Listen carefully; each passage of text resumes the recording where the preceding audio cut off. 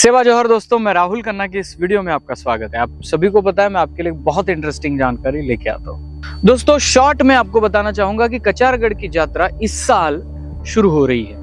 तारीख है 22 फरवरी से 26 फरवरी तक। यह यात्रा बड़ी पैमाने पे कोयतूर ट्राइबल जितने भी गण आते हैं, जिनके पास पेन व्यवस्था है, वो सभी लोग कचारगढ़ में आते हैं। कचारगढ़ कहाँ है ये नोट डाउन करिए। महाराष्ट्र राज्य से गोंदिया जिले में गोंदिया से लगभग 60 किलोमीटर दूरी पर यह क्षेत्र आता है, जिसके नजदीक में साले कस्सा, दर्रे कस्सा यह गांव भी आते हैं और धन्ने गांव इस क्षेत्र का नाम आता है, लेकिन उसको पर्टिकुलरली कचारगढ़ बोलते हैं। 23 फरवरी से 26 फरवरी तक ये जो यात्रा का आरंभ हो रहा है, इस यात्रा में पुन्नी को बहुत लोग आते हैं। लाखों से भी ज्यादा भीड़ वहां पे होती है। इन लाखों भीड़ में बहुत सारे लोग आते हैं, बहुत बड़ी यात्रा हो जाती है। यहाँ तक कि उनका खाना पीना, रहना सोना, इस सब में भी बहुत दिक्कतें आती है। हाँ, लेकिन हर जगह का, हर क्षेत्र का, हर स्टेट का कोयतूर वहां जरूर आता है। लेकिन सवाल यह है कि क्यों आता है? ना ही वहां पे कोई बड़ा मंदिर है, ना ही वहां पे ऐसी कोई मूर्ति है, ना ही वहां पे कोई होम हवन यज्ञ होता है, ना ही वहां पे कोई आरती की जाती है। ऐसा क्या सिस्टम है जो कचारगढ़ में लोगों को खींच लाता है और लोग कचारगढ़ आने पे मजबूर हो जाते हैं अपने पेन पुरखा से मिलने? इसका जवाब बहुत कम लोगों के पास है और बहुत ज्यादा लोगों के पास तो है ही नहीं। क्यों? क्योंकि हम लोगों ने अभी पढ़ना छोड़ दिया है। मैंने पुणे के मंच पे भी एक बात कही थी और आपके सामने भी कह रहा हूँ, जो किताबें पढ़ने वाली जो पीढ़ी है कि नहीं, वो आप ये आखिरी पीढ़ी है। इसके बाद किताबों में समय गंवाने वाली पीढ़ी है ही नहीं। 30 सेकेंड के रील हम देखते हैं तो हमें 5 मिनट का वीडियो देखने में इतना प्रॉब्लम आ जाता है कि हम ये सोचते हैं कि कब कब इस वीडियो को छोड़े। लेकिन भाइयों, जहां टाइम देंगे वहां से नॉलेज मिलेगा। ये जो टाइम पास के 30 सेकंड के जो रील चल रहे हैं ना, ये आपके जीवन में बहुत गहरा प्रभाव डाल रहे हैं। यहीं पे आगे अटक जाता है कि बहुत सारे लोगों को कचारगढ़ का इतिहास पता ही नहीं। उनको एक पता है कि वो जो केव है, वो जो गुफा है, वो एशिया की सबसे बड़ी गुफा है और फिर उस गुफा को देखने जाना है। गुफा में क्या है, गुफा में क्या हुआ था। बाकी लोग इधर उधर गुफा में जाते हैं, भीड़ बनी रहती है। एक्चुअल सिस्टम क्या है वहां पे? इस सिस्टम को अगर समझना है तो आपको ये भी समझना पड़ेगा कि 80 के दशक में, 80 और 84 के दरमियान कोई 5 लोग गोंडवाना के घूमने निकले थे इस कचारगढ़ को ढूंढने। उनको पता था कि हमारी कहानी है, हमारा इतिहास है, लेकिन है कहाँ, जगह नहीं मिल रही थी। और फिर अंग्रेजों की किताबों से ढूंढ ढूंढ कर 5 लोगों ने कचारगढ़ को ढूंढ लिया।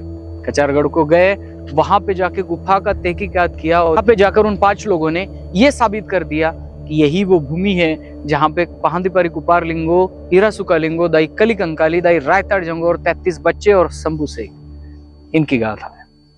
और उस जगह पे 84 से यहाँ पे यात्रा का आरंभ हुआ है। तो जितना आप कचारगढ़ के इतिहास के बारे में जानेंगे, उतना ही आपको जानने का हक बनता है कि वो 5 लोग कौन थे, जिन 5 लोगों ने इस कचारगढ़ की पवित्र भूमि को दर्शाया है और कोयतूरों के लिए खुला कर दिया। ये अगर आप जानना चाहते हो, या फिर कचारगढ़ में क्या हुआ था, उस गुफा में क्या हुआ था, 33 बच्चे कैसे बंद हुए थे, क्या इसके पीछे का लॉजिक है, क्या इसके पीछे अंधश्रद्धा है, क्या सही में ये हुआ था, इन सब सवालों के जब जवाब ढूंढने जाओगे तो मेरे ख्याल से मार्केट में किताब उपलब्ध है तिरुमल मोतीराम कंगाली जी की, लेकिन वो बहुत सारे लोगों के पास अवेलेबल नहीं है। तो इसलिए इतिहास जानोगे कहां से? कितने वीडियो देखोगे तो आपको पता चलेगा। जब तक कि आप नहीं पढ़ पाते उसको, इतिहास पता नहीं चलेगा। और इसके लिए ही मेरी पत्नी यानी एडवोकेट शीला खन्ना के, इन्होंने एक किताब लिखा है कचारगढ़। एक्चुअली इन्होंने मुझे बताया कि मैं लिख रही हूँ। जब मैंने उनका लिखावट देखा तो मैं दंग रह गया कि इतनी स्टडी वो घर में रहकर कर रही है। इसलिए वो मुझे बीच बीच में सवाल पूछती थी कि ऐसा कैसे हुआ, ऐसा क्यों नहीं हुआ, ये पेन वहां से कैसे स्थलांतरित हुए। तो मैं ये कैजुअली लेता था, उनको जवाब देता था। लेकिन आज मैंने देखा कि उन्होंने किताब लिख रखा है। बहुत ही सुंदर तरीके से उसने किताब लिखा है, जिस किताब को मैं खुद पढ़ा हूँ और ये समझ में आया है कि चलो मेरी पत्नी भी अब इतिहास लिख सकती है, वो भी लिख रही है। बहुत बढ़िया तरीके से उन्होंने इस बुक को प्रेजेंट किया। इस बुक में उन्होंने कुछ मुद्दों को कवर किया, जैसे कि कचारगढ़ की खोज। इसमें वो 5 खोजी दल यानी जो 5 व्यक्ति थे, जिन व्यक्ति के बारे में जिक्र किया गया है, उनकी स्ट्रगल के बारे में वहां पे जिक्र है। कुपार लिंगो कैसे थे, उनकी कथाएं क्या है, और फिर कुपार लिंगो का इतिहास क्या है, कलीदाई का इतिहास क्या है, जंगोदाई का क्या है, शंभू शेख से वे कैसे मिलते हैं, शंभू शेख से वो कैसे मिलते जुलते हैं, कुपारलिंगो और जंगोदाई की कैसे भेंट होती है, ये सभी सिस्टम उन्होंने शॉर्ट में लिया और उसने डायरेक्टली बताया कि ताराम जी और मोतीराम कंगाली साहब के इन दोनों के किताबों के रेफरेंस से उसने ये लिखा है। लेकिन हाँ, जिनको सिर्फ और सिर्फ कचारगढ़ का इतिहास चाहिए उनको मैं ये सजेस्ट करूंगा कि ये बुक पढ़े, जरूर पढ़े, क्योंकि ये बुक अगर आप पढ़ने बैठेंगे तो मेरे ख्याल से मेरी जैसी रीडिंग स्पीड है आपके पास तो 1.5 घंटा बहुत हो गया, 1.5 घंटे में आप पढ़ लोगे।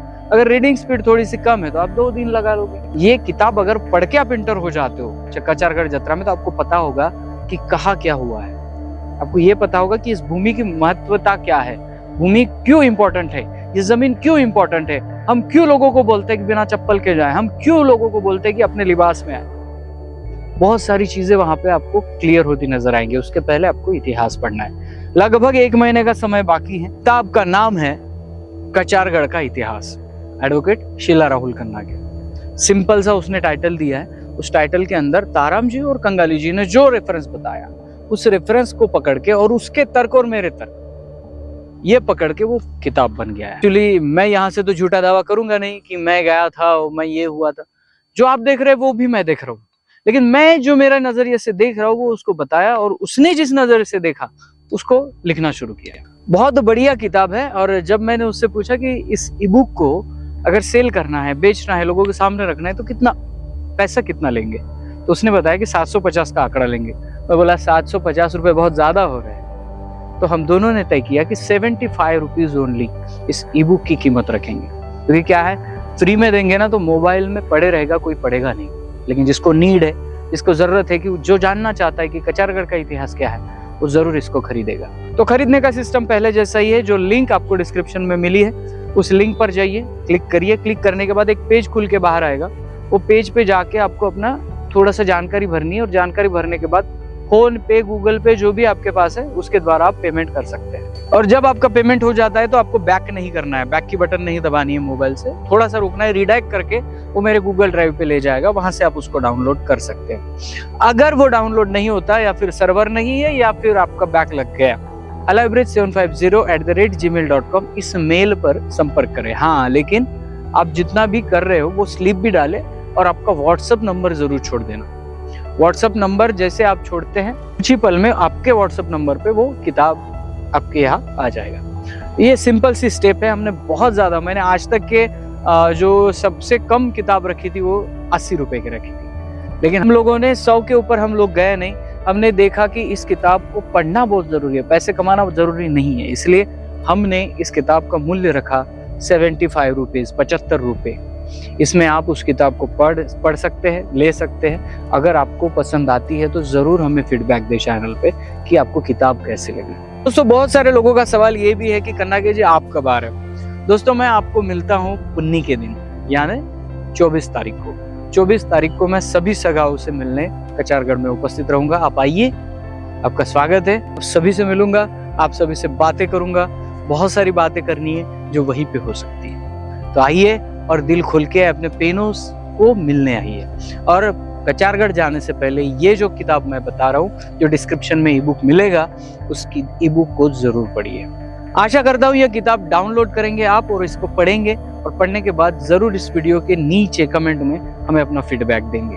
तो दोस्तों, यहीं पे रुकता हूँ, मिलता हूँ अगली वीडियो अगले टॉपिक के साथ। तब तक के लिए जय सेवा, जय जोहार, जय आदिवासी, जय गोंडवाना, जय भीम।